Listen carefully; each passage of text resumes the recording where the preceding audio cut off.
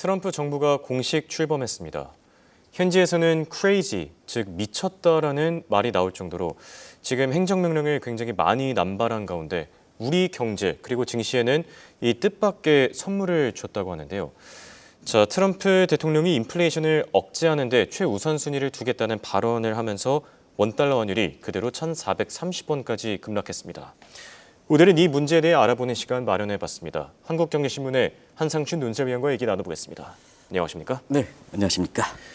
자, 트럼프 대통령이 취임을 했습니다. 시장에서 가장 관심을 가졌던 부분은 과연 행정명령을 얼마나 많이 서명할 것인가 이 내용이었던 것 같은데 어떻게 보셨습니까? 네, 사실 오늘 8년 전에 트럼프 집권 1기의 첫날의 취임식 그때에도 이제 사실 지켜봤었고요.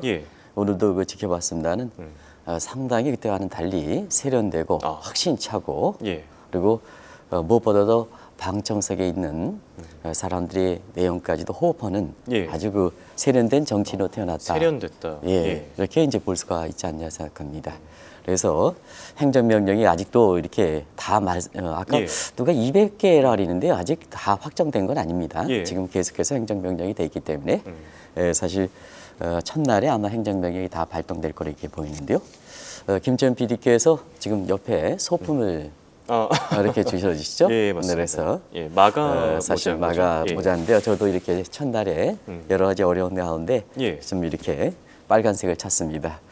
빨간색 하면 사실 어제 방송에서 한미 증시의 톱다운 대형 호재가 터지지 않겠느냐 하는 쪽인데요. 김지현 PD께서 이렇게 트럼프 특집을 이렇게 준비하면서 한국 경제에 어떤 영향을 미칠까 하는 측면에서는 전국 혼란 때 가장 지금 문제가 되는 것이 환율이지 않습니까? 그렇죠. 오늘 환율 변동을 보겠습니다. 마감 지수가 1,440원대, 장중에는 1,439원. 이게 가장 낮은 수치가 1,434원까지 떨어졌었습니다. 그렇죠. 이게 우리 입장에서는 최대 선물이 되는 게 아닌가 생각하는데요. 맞습니다. 그런 내용을 한번 오늘 점검해드리겠습니다. 오늘 행정명령보다 더 관심이 됐던 것은 취임 첫날에 백악관 홈페이지에 처음 등장했던 거, 요 6개 분야인데요. 그게 더 관심이 됐었죠. 행정명령은 지금 발동 중이고요. 그런 측면에서 그 내용을 보겠습니다. 바이드노믹스 지우기다. 그러면 트럼프노믹스 이기냐? 트럼프노믹스라는 단어를 이제는 안 쓸 거로 이렇게 보고 있습니다. 바로 마가를 붙여서 이코노믹스를 붙여서 마가노믹스를 표시한다. 국내 언론에 트럼프노믹스 이기다 이렇게 표현을 쓰는데요. 완전히 바꿔버렸습니다. 마가노믹스라는 표현으로. 그래서 그 분야를 보면 경제 분야에서는 인플레를 완화시키는 게 종식시키겠다라는 그리고 세금 감면은 노동자를 세금 감면시키겠다. 아주 굉장히 특정 분야로 이렇게 지정됐습니다. 그렇죠. 그리고 이민 분야는 국경 강화를 통해서 강력한 불법 이민 색출 문제 이거 강조했고요. 환경 분야는 예상대로 그린 폐지하고 파리 협정 탈퇴를 통해서 에너지 패권을 장악하겠다. 그리고 젠더 분야입니다. 이 분야가 가장 많이 이렇게 할애했습니다. 우리가도 이 방송을 통해서 올바른 피스를 시작해서 미국의 기본 질서, 펀더멘털을 세워서 안전한 도시로 가겠다. 지금 LA라든가 뉴욕이라든가 전북 마약 환자라든가 동성애라든가 낙태 문제로 해서 미국의 근본이 흐트러지고 있는데요. 그 질서를 바로 세워서 부켈라 대통령 것처럼 밀레이 대통령 것처럼 경기 부양을 안 세워도 사회 질서만 잡히면 시장 경제가 형성되면 경제는 살아난다 하는 입장이 오늘 돋보였다 이렇게 됐습니다. 특히 안전한 도시로 가겠다 하는 입장이 굉장히 크다. 그리고 대외 분야에서는 힘의 우위를 통해서 세계 경제 질서를 회복하고 세계 평화를 달성하겠다. 동맹국가의 협조라든가 이런 걸 통하지 않고 힘을 통해서 그리고 역시 지금 행정명령이 계속해서 발동하고 있는데요. 행정명령이 예상보다 상당히 많이 발동되니까 지금 아까 홍 앵커께서 발음이 좋은 대로 이렇게 crazy라는 단어를 쓸 만큼 어제도 말씀드렸습니다는 광인 전략의 달인이다. 이런 평가가 나오고 있다 이렇게 됐습니다. 알겠습니다. 방금 전에 광인 전략을 얘기해 주셨는데요. 사실 어제도 짚어주셨죠. 제 주변에서도 많은 분들이 궁금해하시더라고요. 이게 어떤 의미를 갖고 있는지 조금 더 자세하게 얘기해 주실 수 있으십니까? 네, 어제 이 얘기를 좀 시간이 관계상 조금 했으니까 많이 또 회장님들이 방송을 보시고 좀 자세하게 말씀드리달라 하는데 예. 우리 신종 용어들이 상당히 많습니다. 그래서 알겠습니다. 그 내용을 좀 자막을 통해서 시청자분들랑 같이 한번 보겠습니다. 예. 이 광인 전략은 닉슨 시절에 나왔다는 거 좀 말씀드렸습니다. 자, 닉슨 대통령 입장에서는 상당히 1945년에 브레튼 우즈 미국 중심의 박스 아메리 체제가 70년대 들어오면서 흔들리면서 예.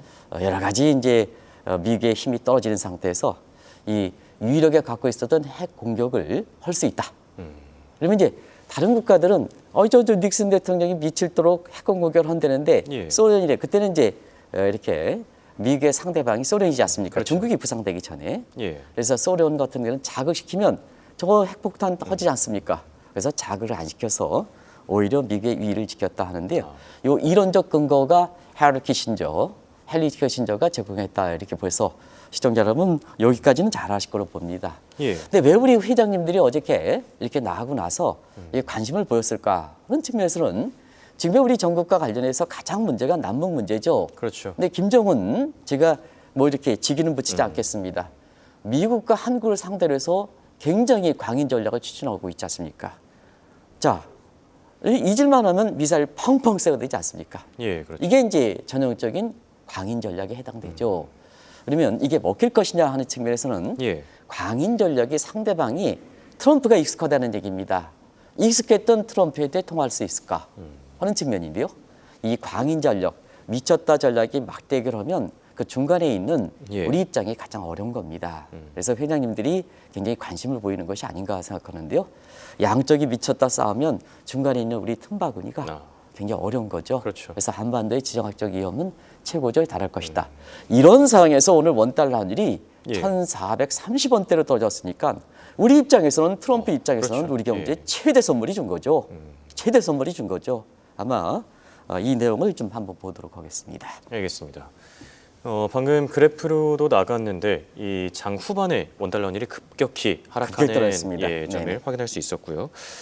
자, 방금 전에 이 광인 전략에 대해서 자세하게 설명을 해주셨는데 이 앞으로 이 100개에 달하는 행정명령 그리고 또 광인 전략에 따라서 해당자 그리고 해당 국가들은 PTSD에 시달릴 거라고 합니다. 그런데 이 PTSD가 저희가 흔히 알고 있는 그 PTSD가 아니라 뭐 이것도 신조어라고 제가 들었는데 어떤 내용입니까? 네, 어느 순간에 예. 행정명령이 이렇게 발동되고 다른 이거 전략이 되면 그 받아들이는 입장에서는 미치는 거죠. 그렇죠. 스트레스가 아주 증폭되죠. 예. 그래서 새로운 용어가 김치현 PD랑 같이 오늘 나온 얘기를 좀 말씀드리겠습니다.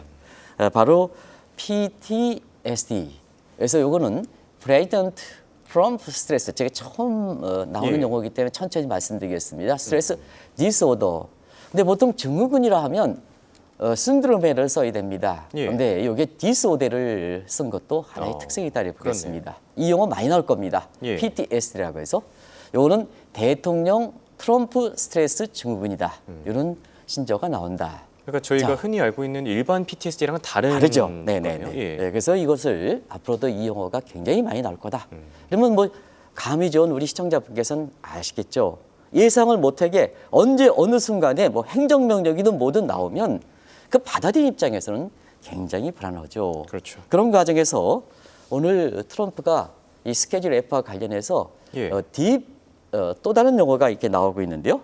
딥 스테이트 음모론을 그동안 56차례 강조했습니다.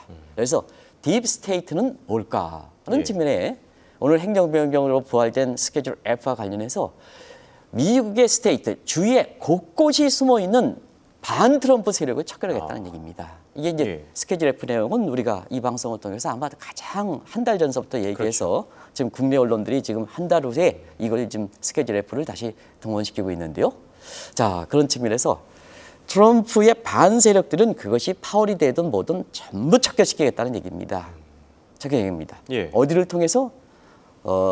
일론 머스크가 있는 너지를 통해서 정부 효율 계획을 통해서 이걸 하겠다는 얘기입니다. 그러면 다른 국가 입장에서는 예. 자, 중국이라든가 한국이라든가 무역적 자국, 미국의 국부를 침식시키죠. 이런 국가에 대해서도 이걸 해결하는데 최우선을 나가겠다는 것을 천명시켰습니다. 예. 그런데 여기서 딥스테이트라는 단어는 새로운 용어인 언가버닝이라는 얘기를 나오고 있습니다.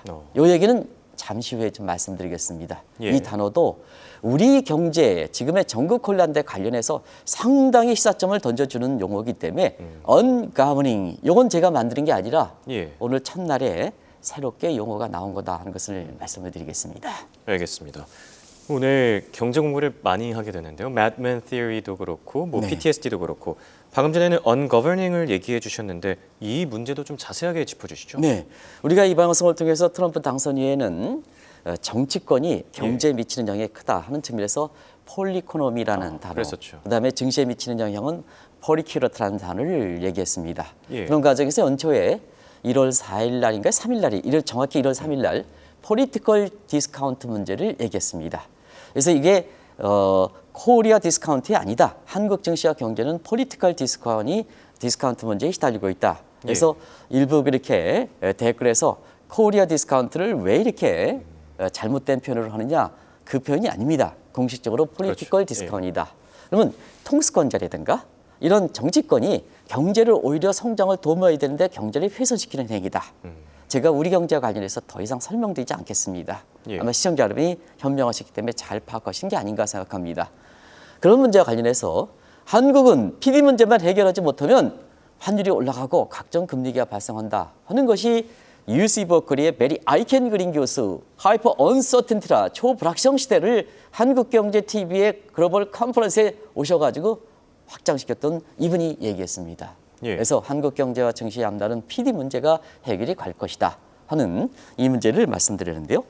바로 오늘 언가버닝 문제는 이게 정치학자, 미국 정치학자 러셀 모 헤드와 랜시 로젠블럼이 얘기했습니다. 이건 뭐냐?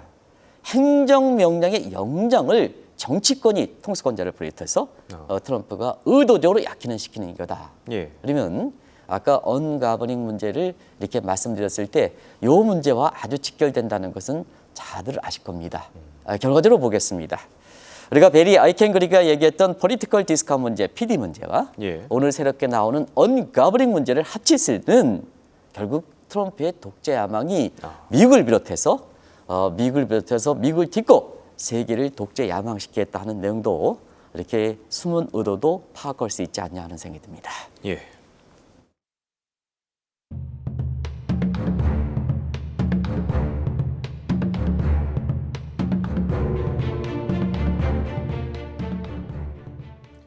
트럼프 취임과 함께 다행히 원달러 환율도 많이 떨어졌습니다. 자, 앞으로 우리에게 있어서 가장 중요한 부분 중에 하나, 바로 고금리 강달러 쇼크가 해결되는 부분인데요. 이 부분에 있어서 트럼프 대통령도 좀 적극적인 의지를 보여주지 않았습니까? 네, 사실 작년 그 11월 이후에 트럼프 당선 이후에 원달러 예. 환율이 올라갈 때 이게 우리 전국 불안이냐, 오히려 트럼프발 인플레 재발 고금리 강달러냐, 이 예. 방송을 통해서는 우리 전국 불안보다는 트럼프발 그렇죠. 인플레 문제, 고금리 강달러 문제라는 것을 말씀을 드렸습니다. 예. 자, 그런 각도에서 작년 11월에 원달러 환율이 얼마만큼 급락했는지 지금 김채연 PD께서 보여주고 있습니다. 예. 그래서 트럼프 집권 이후에 인플레 재발 문제, 그다음에 고금리 강달러 문제, 이런 문제가 우리가 이것이 트럼프 정부의 첫 시험대가 될 것이다 하는 측면에서 트럼프가 고금리 강달러 인플레 재발에 직접 나설 것이다 하는 문제도 말씀을 드렸습니다. 예. 근데 오늘 백악관 홈페이지에 6개 분야의 국정과 관련돼서 처음 페이지가 인플레를 종식시키겠다. 미국의 국민들한테 물가에 대해서는 바이든 정부가 불안했던 분야, 소위 라이브 리세션 문제를 제공했던 이런 문제에 대해서 종식시키겠다는 얘기입니다. 예. 그러다 보니까 오늘 외환시장에서 이렇게 보면 오늘 증시와 채권 시장은 열리지 않았습니다. 근데 외환시장은 열렸습니다. 그렇죠. 김철민 PD께서 달러 인덱스를 보여주시겠습니다. 달러 인덱스가 110가대 가다가 오늘 108대로 떨어졌습니다. 예. 많이 떨어졌죠? 그렇죠. 결과적으로 보면 오늘 달러 인덱스가 이렇게 떨어진 상태에서 새벽 2시에 끝난 원달러 환율 시장이 결국은 1,430원대까지 내려온 겁니다. 예. 그러면 이런 모습 볼 때 첫 금통일 때 자, 한은 총재께서 전국 불안 때문에 환율이 30 올라갔다. 그런데 그게 아니다. 트럼프의 정부를 잘못 읽고 있다는 방송을 들었습니다. 자, 오늘 트럼프가 인플레 종식시키겠다 하다 보니까 원달러 환율이 전일 대비해서 한 17, 8원 떨어졌는데요. 예. 자, 첫 금통위 때 결국은 뭐냐? 환율이 올라갔던 것이 이렇게 전국 불안이 되지 않았다면 예. 경기 우선에 그렇죠. 초점이 돼서 결과적으로 금리 인하라든가 가져갔으면 하는 아쉬움도 남는 것이 예. 지금 김지윤 PD가 보여주는 환율 문제 저렇게 급락하는 과정에서 많은 시사점을 던져주는 게 아닌가 하는 생각이 듭니다. 알겠습니다. 이렇게 원달러 환율이 말씀하신 대로 높은 변동성을 나타내면서 이제 1,430원대로 한때 하락했는데 그만큼 이 트럼프발 고금리 강달러 쇼크에 뭐 어떻게 취약했다는 걸 반증하는 부분 아니겠습니까? 네, 우리가 이창용 총리께서 정부 불안 때문에 30 올라갔다 하는데요. 예. 우리가 이 방송을 통해서는 한국의 원하는 오버로빅스 함정에 빠졌다. 그래서 트럼프 트레이드에 가장 취약하다. 예. 그것도 방송 제목으로 내보냈습니다. 그렇죠. 가장 취약하다. 그러다 보니까 결과적으로 트럼프 트레이드에 가장 약하고 트럼프발 인플레 재발 고금리 강달러에 한국의 원달러율이 많이 올라갔던 배경이다. 이렇게 보시면 되겠습니다. 예. 자막이 돌아가겠습니다는 그 이서부터 지금부터 제가 이 내용을 가지고 말씀을 드리겠습니다. 자, 트럼프 당선 이후에 고금리 강달러 때문에 1차 방어선 1,400원 깨지고 2차 방어선 1,450원 깨지고 1,500원 근접했을 때 많은 사람은 전국 혼란의 환율 문제를 요 문제를 연계성을 높게 얘기한 사람들은 2,000원 얘기했습니다. 그랬었죠. 제2의 외환위기입니다. 예. 근데 전국 불안 때문에 환율이 올라가는 것보다는 트럼프의 인플레 재발 고금리 강달러 때문에 사실 원달러이 올라간다면 이 문제가 정리가 되면 환율이 2,000원대 올라가지 못한다. 예. 제2의 외환위기 올라가지 못한다. 한국의 대자산 많습니다.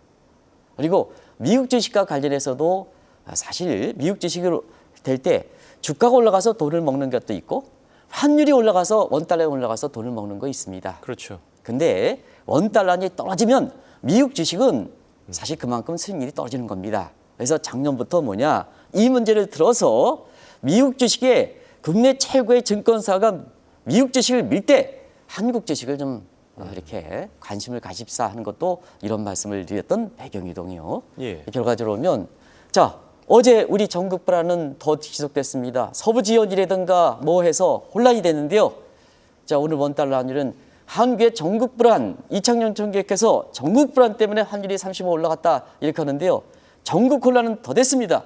근데 오늘 원달러 환율 문제는 인플레 종식시키겠다는 트럼프의 문제 그리고 강달러 문제가 약사되면서 예. 원달러 환율이 급락하는 배경 이걸 한번 자세히 이해하실 필요가 있지 않냐 생각합니다. 맞습니다. 자, 이런 상황에서 앞으로 미중 간의 관계가 더 중요해지지 않을까 또 생각이 드는데요. 우리 경제, 증시, 또 환율까지 많은 영향을 받지 않겠습니까? 네, 아무래도 이제 오늘도 취임 첫날에 중국에 대해서 의식을 굉장히 많이 하는 것 같죠. 그래서 상당히 부드러운 시각에서 자, 이 보편 관세를 이걸 때리겠다는 게 협상력 카드로 위안화 절상 카드로 해서 예. 닉슨 쇼크라든가 이런 걸 주겠다 하는 입장이죠.